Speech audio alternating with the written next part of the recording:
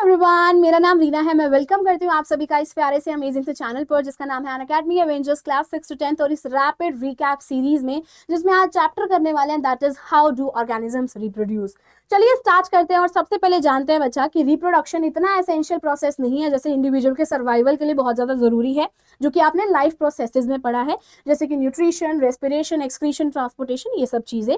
But अगर मैं बात करूं, ये ऐसा प्रोसेस है बच्चा जिसमें ऑर्गेनिज्म अपने जैसे इंडिविजुअल को क्रिएट करता है, प्रोड्यूस करता है। तो री का मतलब ये अगेन है, प्रोडक्शन का मतलब प्रोड्यूस करना।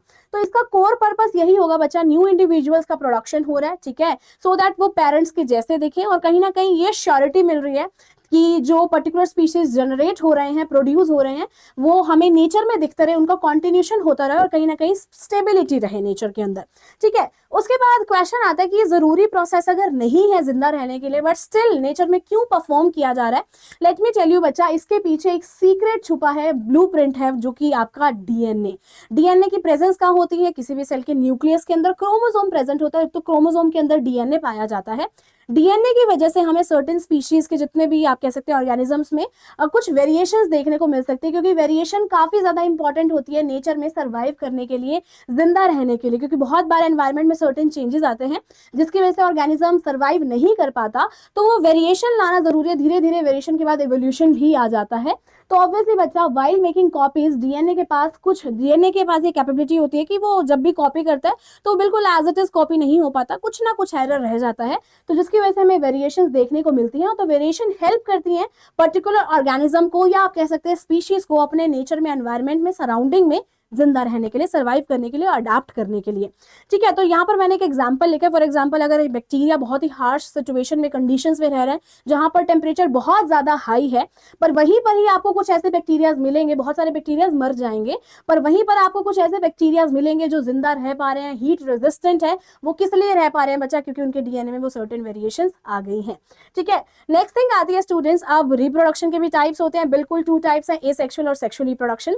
एसेक्सुअल में सिंगल पेरेंट इन्वॉल्व होता है, सिंगल पेरेंट ही अपना बेबी बनाएगा। उसके साथ साथ स्टूडेंट्स यहाँ पर कोई गैमीट का फॉर्मेशन नहीं होगा, तो फ्यूजन नहीं होगा, ठीक है, मतलब फर्टिलाइजेशन प्रोसेस भी नहीं होगा।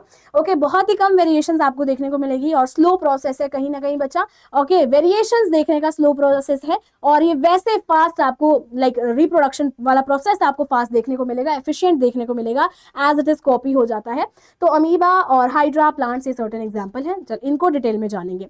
अगर आप सेक्सुअल रिप्रोडक्शन की बात करें तो 2 पेरेंट्स इन्वॉल्व है, तो दोनों पेरेंट्स से गैमीट्स आएंगे, उनके रिप्रोडक्टिव सेल्स आएंगे। साथ साथ स्टूडेंट्स फ्यूजन देखने को मिलेगा, मतलब फर्टिलाइजेशन भी होगा। सिग्निफिकेंट वेरिएशंस यहाँ पर आपको देखने को मिलेगी क्योंकि दोनों पेरेंट्स से सर्टेन फीचर्स आए हैं। ये स्लोअर प्रोसेस है, थोड़ा कॉम्प्लेक्स प्रोसेस है बच्चा, और इसमें आपको फ्लावरिंग प्लांट्स, ह्यूमंस और बहुत सारे अदर एनिमल्स और क्रिएचर्स देखने को मिलेंगे।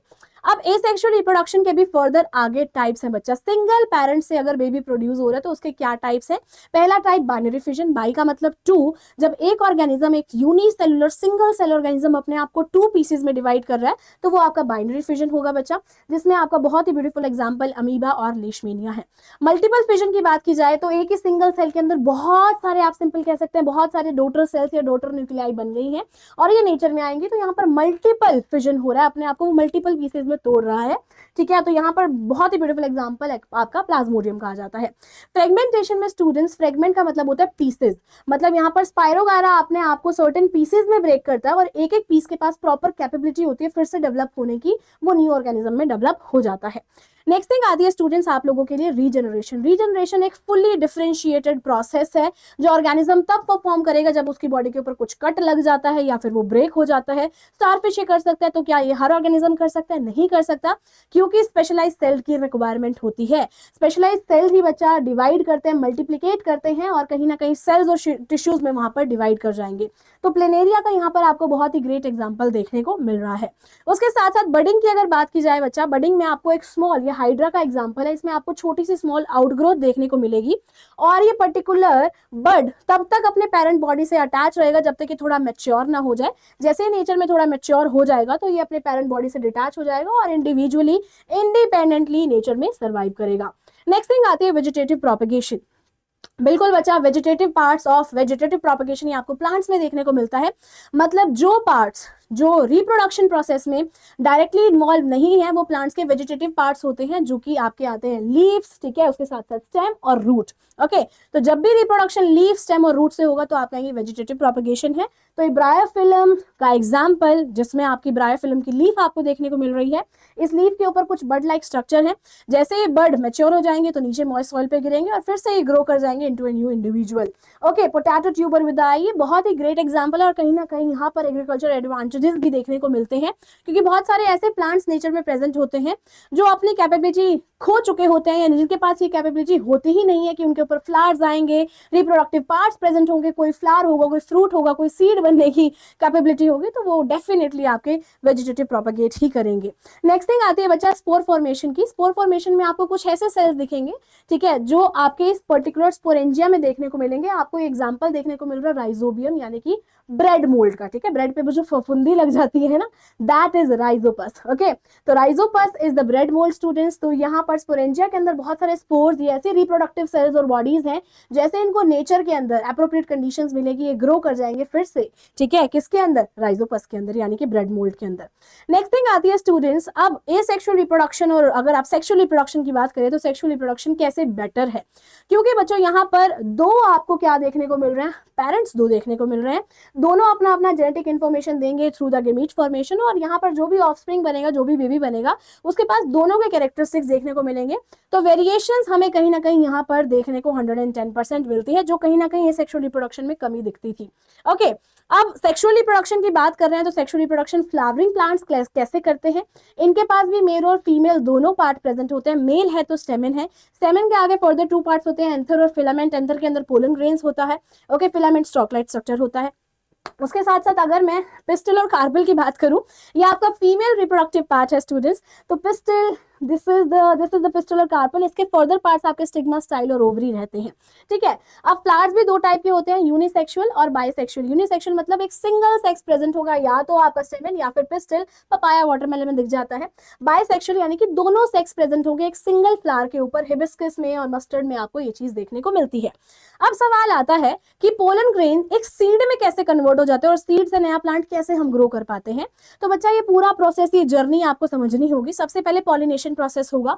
पॉलिनेशन में पोलन ग्रेन कहां से कहां जाएगा स्टूडेंट्स, पोलन ग्रेन आपका एंथर से स्टिग्मा पर जाएगा, स्टिग्मा स्टिकी सरफेस होता है, उस पर जाकर चिपक जाएगा।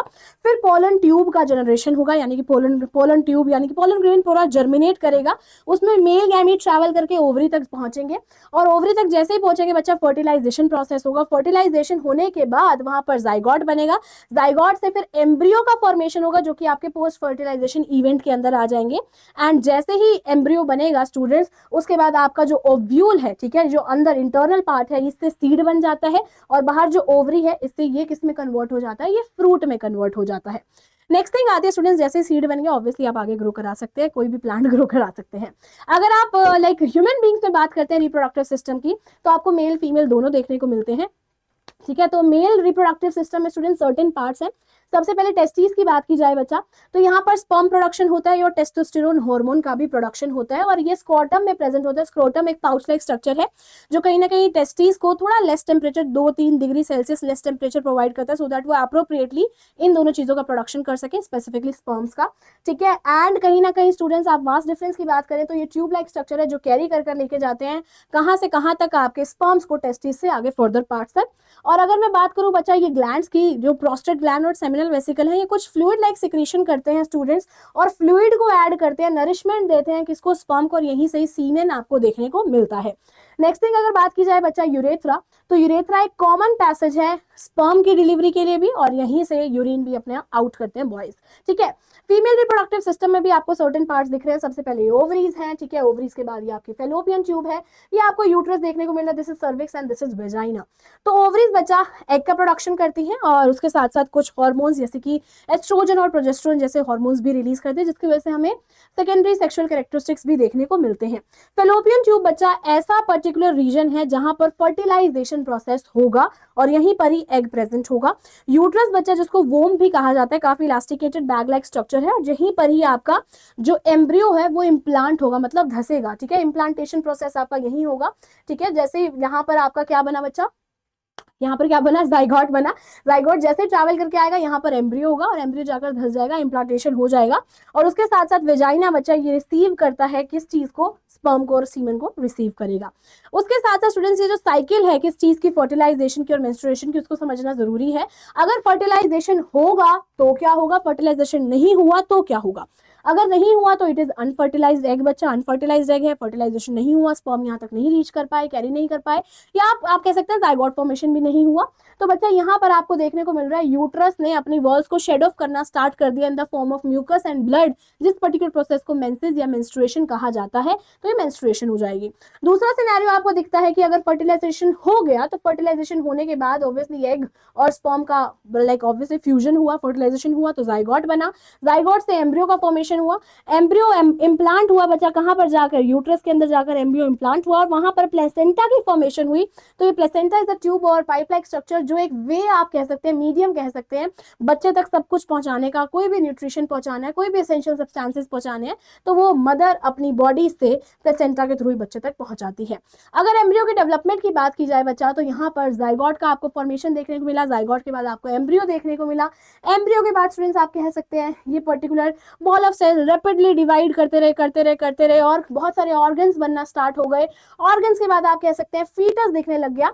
तो एम्ब्रियो को बच्चा आप फीटस तब कहोगे जब उसके बॉडी के सर्टेन पार्ट्स को आप आइडेंटिफाई कर रहे हो, तो आप कहोगे फीटस की डेवलपमेंट अब हो रही है। तो एम्ब्रियो नरिशमेंट जो ले रहा है बच्चा ऑब्वियसली वो प्लेसेंटा से ले रहा है, मैंने आपको बताया। अब बच्चा रिस्पॉन्सिबिलिटी और वेलबींग की आप सिंपली कह सकते हैं, क्या आपको अपनी रिस्पॉन्सिबिलिटी समझनी चाहिए और रिप्रोडक्टिव हेल्थ को कैसे सभी इंडिविजुअल को अपना ध्यान में रखना चाहिए। पहली बात बच्चा, सेक्सुअली ट्रांसमिटेड डिजीजेस बहुत होती हैं। तो ऐसे डिजीजेस जो कि आपकी सेक्सुअल कॉन्टैक्ट से नहीं है उसको एसटीडीज बोला जाता है। ठीक है, अगर वो बैक्टीरियल है तो बच्चा गोनोरिया सिफिलिस जैसी डिजीजेस हो जाती है, वायरल है तो वॉट्स और एचआईवी एड्स जैसी बीमारी हो जाती है। तो कॉन्डम इस पर्टिकुलर थिंग में हेल्प करता है सो दैट एसटीडी ट्रांसफर ना हो फ्रॉम वन पर्टिकुलर आप कह सकते हैं इंडिविजुअल से अदर इंडिविजुअल में। तो क्या क्या चीजें फॉलो की जा सकती हैं बच्चा, मैकेनिकल बैरियर फॉलो की जा सकता है जिसमें हम कॉन्डम्स का इस्तेमाल कर सकते हैं या फिर डायफ्राम का इस्तेमाल किया जाता है। नेक्स्ट थिंग बच्चा, हार्मोनल मेथड्स, मतलब कुछ ऑरल पिल्स दी जाती हैं, दवाइयां दी जाती हैं जिससे हार्मोन्स के अंदर सर्टेन चेंजेस कर कर आप कह सकते हैं कि एग रिलीज ना हो, ऐसे सर्टेन सिनेरियोज देखने को मिलते हैं जिसमें कई बार बहुत ज्यादा साइड इफेक्ट्स भी होते हैं। इंट्रा यूट्राइन डिवाइसेस जिसे आईयूडीज बोला जाता है बच्चा, और इसे प्लेस किया जाता है यूट्रस के अंदर सो दैट प्रेग्नेंट ना हो, कोई भी फीमेल प्रेग्नेंट ना हो। तो कॉपर टी बहुत ही ज्यादा कॉमन है। सर्जिकल मेथड्स में क्या किया जाता है बच्चा, प्रिवेंट कर दिया जाता है, मतलब कट लगा दिया जाता है। वेस्टेक्टॉमी मेल्स में होती है, ट्यूबेक्टॉमी फीमेल्स में देखने को मिलती है। ठीक है, फेलोपियन ट्यूब पे कट लगा दिया, वास डिफरेंस पे कट लगा दिया।